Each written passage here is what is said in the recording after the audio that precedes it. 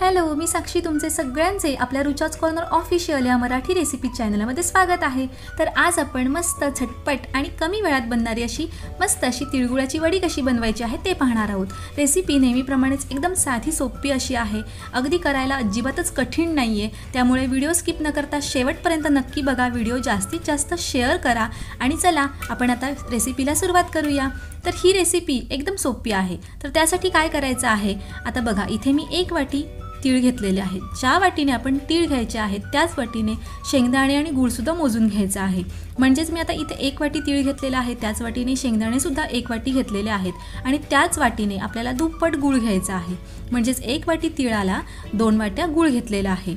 म्हणजे बघा, आपल्याला जर मोजून घ्यायचं असेल तर आपण वाटीने सुद्धा मोजून घेऊ शकतो किंवा वजनाने सांगायचं झालं तर 100 ग्रॅम तीळ आहेत, 100 ग्रॅम शेंगदाणे आहेत आणि 200 ग्रॅम आपल्याला गूळ घ्यायचा आहे।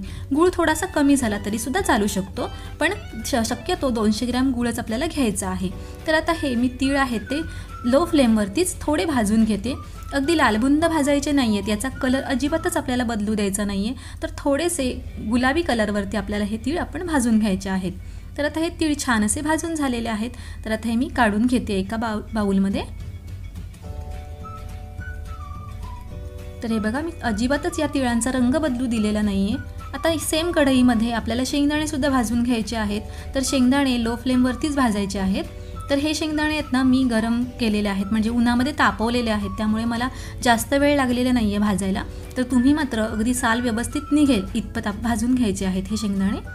तर आता हे शेंगदाणे सुद्धा व्यवस्थित भाजले गेलेले आहेत, म्हणजे साल चांगलं निघतंय, म्हणून मी अगदी काळे होईपर्यंत भाजलेले नाही आहेत। आणि तुम्ही सुद्धा अगदी काळपट होईपर्यंत हे शेंगदाणे भाजायचे नाही आहेत, त्यामुळे आपली जी तिळगुळाची वडी आहे ती काळपट दिसू शकते। तर आता हे शेंगदाणे सुद्धा मी एका बाउलमध्ये काढून घेते आणि थंड झाल्यावरती सोलून घेते, म्हणजेच याचं साल काढून घेते। तर हे बघा, आता हे शेंगदाणे थंड झालेले आहेत, तर मी आता हे व्यवस्थित याचं साल काढून घेते। तर इथे मी हे साल काढून घेतलेलं आहे या शेंगदाण्यांचं। तर आता हे जे तीळ आपण घेतलेले आहेत त्यातील मी 4 चमचे तीळ एका वाटीमध्ये काढून घेते। तर ते यासाठी काढून घेते की बाकीचे जे तीळ आहेत ते आपण मिक्सरमध्ये लावणार आहोत, मिक्सरमधून बारीक करून घेणार आहोत। तर वडीमध्ये तीळ थोडे अखंड असतील तर ती वडी छान दिसते किंवा तिळगुळाचे लाडूसुद्धा छान दिसतात, म्हणून मी हे सगळेच बारीक केलेले नाही आहे। तुम्ही सगळेसुद्धा पावडर करू शकता सगळ्या तिळाची। तर आता हे मी मिक्सरमध्ये घालते आणि थोडी भरड अशी पावडर करून घेते, म्हणजे अगदी मिक्सर जास्त फिरवत राहायचं नाही आहे, तर अगदी थोडं भरड होईल इतपतच हे पावडर करून घ्यायची आहे। तर हे बघा अशा पद्धतीने। तर याच मिक्सरच्या भांड्यामध्ये आता आपण हे आधी तीळ एका बाउलमध्ये काढून घेते मी आणि याच भांड्यामध्ये आता हे शेंगदाणे सुद्धा बारीक करून घेते। तर शेंगदाणे सुद्धा जास्त अगदी पावडर होऊन याचं तेल बाहेर सुटेल इतपत आपण बारीक नाही करायचे। तर थोडं थोडं मिक्सरमध्ये बंद करूनच हे आपल्याला पावडर करून घ्यायचे आहे। तर याच्यामध्ये बघा थोडे अर्धे असे शेंगदाणे राहिलेले आहेत। तर यामुळे काय होतं, ह्याची तिळगुळाची जी वडी असते ती कापताना तुटते। तर याऐवजी तुम्ही हे जे शेंगदाणे आहेत ती निवडून बाजूला सुद्धा करू शकता। तर यामध्येच मी चवीसाठी थोडी वेलची पावडर घातली आणि ज्या भांड्यामध्ये आपल्याला वड्या पाडायच्या आहेत त्या ताटाला किंवा त्या भांड्याला आपल्याला थोडंसं तूप लावून घ्यायचं आहे। तर इथे मी या ताटाला तूप लावून घेते, जेणेकरून आपल्या वड्या या ताटाला चिकटणार नाहीत। आता कढई छान तापली की त्यामध्ये आपण जो गूळ चिरून घेतलेला आहे तो घालून घ्यायचा आहे। गॅसची फ्लेम लो ठेवायची आहे आणि लो फ्लेमवरतीच आपल्याला हा गूळ विरघळवून घ्यायचा आहे। पुन्हा एकदा सांगते, आपल्याला या गुळाचा पाक अजिबात करायचा नाही आहे। ज्याप्रमाणे आपण मेथीचे लाडू वगैरे करतो ना, तेव्हा जसा आपण गूळ जसा विरघळवून घेतो तसाच आपल्याला हा विरघळवून घ्यायचा आहे गूळ। तर हे बघा, सतत ढवळत राहायचं आहे आणि हा गूळ व्यवस्थित विरघळवून घ्यायचा आहे, याच्या गुठळ्या अजिबातच ठेवायच्या नाही आहेत। हे बघा अशा पद्धतीने। तर हा बघा, हा छान असा गूळ मस्तपैकी विरघळून झालेला आहे। आता याला फक्त थोडे बुडबुडे येतील इतपतच उकळी येऊ द्यायची आहे, म्हणजे एकदम खळखळून उकळी काढायची नाही आहे। तर थोडे बुडबुडे येतील इतपतच हे आपल्याला शिजवून घ्यायचं आहे हा गूळ। हे बघा अशा पद्धतीने। आता ह्या छोट्या छोट्या उकळी यायला सुरुवात झालेली आहे। तर हे बघा, आता जास्त खळखळून उकळी येऊ न देता अगदी अशा छोट्या छोट्या उकळी यायला सुरुवात झाली की लगेचच आपल्याला हे मिश्रण घालून घ्यायचं आहे। तर हे बघा, आता मी पुन्हा एकदा चमच्यानेच ढवळून घेते। मी इथे कुठेही व्हिडिओ स्किप केलेला नाही आहे। तर आता हे बघा अशा छान अशा उकळ्या आलेल्या आहेत की नाही. तर बरोबर आता लगेचच आपल्याला हे तिळगुळाचं जे तीळ आणि शेंगदाण्याचं मिश्रण आहे ते घालून घ्यायचं आहे. हे घालताना अजिबात वेळ घालवायचा नाही आहे, लगेचच घालायचं आहे आणि सतत पुन्हा एकदा ढवळत राहायचं आहे. व्यवस्थित ढवळायचं आहे जेणेकरून हे मिश्रण व्यवस्थित एकजीव होईल. आणि ढवळत जवळजवळ 2 मिनटं आपल्याला हे मिश्रण असंच मंद आचेवरतीच हे छान असं ढवळत राहायचं आहे. तर हे बघा आता हा गूळ या मिश्रणासाठी अगदी परफेक्ट झालेला आहे. छान असं व्यवस्थित ढवळून घेतलेलं आहे मी इथे. आणि गॅसची फ्लेम मात्र लो ठेवायची आहे. आता हे मिश्रण गरम असतानाच आपल्याला याच्या वड्या पाडायच्या आहेत. म्हणजेच आता हे मिश्रण एका पसरट ज्या ताटाला आपण तूप लावून घेतलेलं आहे त्या ताटामध्ये काढून घेणार आहोत. तर आता हे मिश्रण मी या ताटामध्ये काढून घेते.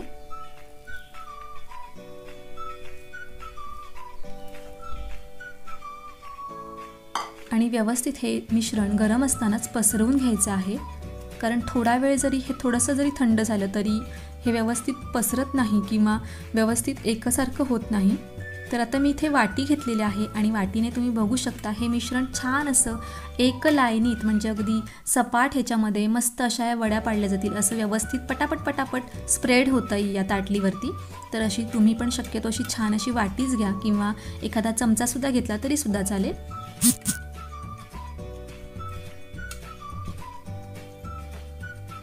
तर हे बघा मी आता व्यवस्थित मस्त असं सपाट हे ते करून घेतलेलं आहे हे मिश्रण. आता याच्या वड्यासुद्धा पाडताना आपल्याला छान अशा वड्या पाडता येतील. तर आता हे मिश्रण थोडं गरम असतानाच या पलेत्याने किंवा उलटण्याने मस्त अशा वड्या पाडून घेते.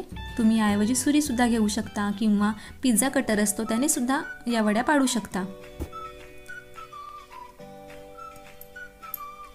तर मी ना इथे ट्रायपॉइड ठेवला होता त्यामुळे मला या व्यवस्थित वड्या अशा पाडता येत नव्हत्या. व्यवस्थित व्हिडिओसाठी मला सतत थोडं अवघडल्यासारखं होत होतं. मग मी ट्रायपॉइड थोडा इकडे ठेवला आणि मग मला छान अशा वड्या या पाडता आल्या आणि व्हिडिओसुद्धा व्यवस्थित दिसायला लागला. तर हे बघा छान अशा या वड्यासुद्धा पाडल्या जात आहेत. एकदम साधी सोपी अशी रेसिपी आहे. मला कोणी विचारलं ना कोणता पदार्थ गोडाचा सोपा आहे तर मी तर तिळगुळाचे लाडू आणि तिळगुळाची वडीच असं सांगेन. तर हे बघा आता ही साईड झाली. आता या साईडला सुद्धा मी छान असा आकार देऊन घेते. तर इथे मी चौकोनी आकारच दिलेला आहे. तर तुम्ही तुमच्या आवडीनुसार पंचकोनी वगैरे कोणताही आवडेल तसा आकार तुम्ही देऊ शकता किंवा याच मिश्रणाचे आहेत ना तुम्ही लाडूसुद्धा बांधू शकता. तर ही जी मी तिळगुळाची वडी बनवलेली आहे ती एकदम मस्त अशी खुसखुशीत झालेली होती. तर मस्त अशा या वड्या मी आकार देऊन घेतलेला आहे. हे बघा सगळ्या छान अशा आकाराच्या या वड्या झालेल्या आहेत आणि आता लगेचच एक काढून दाखवते. तर हे बघा अगदी अलगद येते. छान असा चौकोनी आकार आलेला आहे. हे बघा तुम्ही बघू शकता इथे. तर किती सोपी अशी पद्धत आहे ही. हे बघा आणि मी मध्ये जे तीळ दिसतात पांढरे ते मी मुद्दामून यासाठी ठेवले होते की ते वडीवरती छान असे पांढरे अखंड तीळ दिसायला हवेत म्हणून मी सगळेच मिक्सरला लावले नव्हते.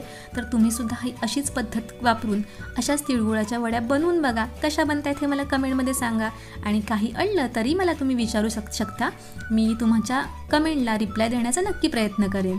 तर अशा मस्त अशा या तिळगुळाच्या वड्या बनवून झालेल्या आहेत.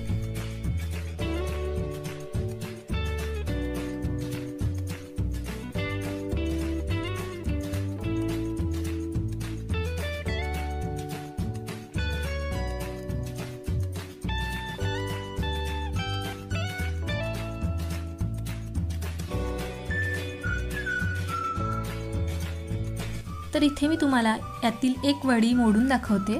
एकदम सॉफ्ट अशी खुसखुशीत ही वडी झालेली आहे. माझ्या दोन्ही मुलींना खूप आवडली. त्यांनी अर्धी खाऊन फस्तसुद्धा केली लगेचच. ही बघा किती मस्त अशी खुसखुशीत वडी झालेली आहे. अगदी एका हाताने सुद्धा मोडली जाते अलगद. इतक्या छान अशा ह्या वड्या झालेल्या आहेत. तर यावर्षी तुम्ही अशा तिळगुळाच्या वड्या नक्की बनवा.